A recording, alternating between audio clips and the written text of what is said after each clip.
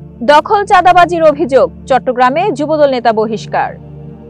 চট্টগ্রামের মহানগর যুবদলের বিলুপ্ত কমিটির সাংগঠনিক সম্পাদক এমদাদুল হক ওরফে বাদশাকে দল থেকে বহিষ্কার করা হয়েছে।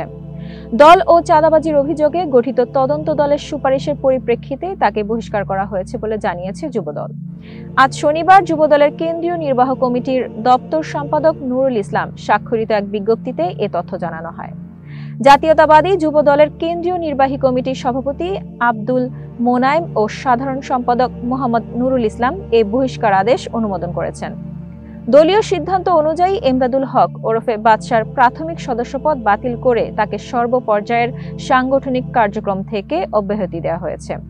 বিজ্ঞপ্তিতে বলা হয়েছে, বহিষ্কৃত নেতাদের কোনো অপকর্মের দায় দল নেবে না।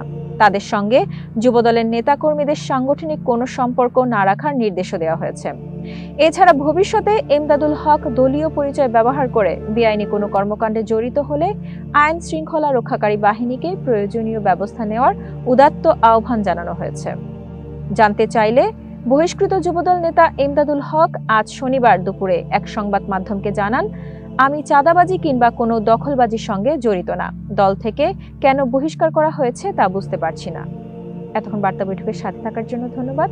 নতুন নতুন তথ্য ও সংবাদ পেতে বার্তা বৈঠকের ফেসবুক পেজ ও ইউটিউব চ্যানেলের সাথেই থাকুন।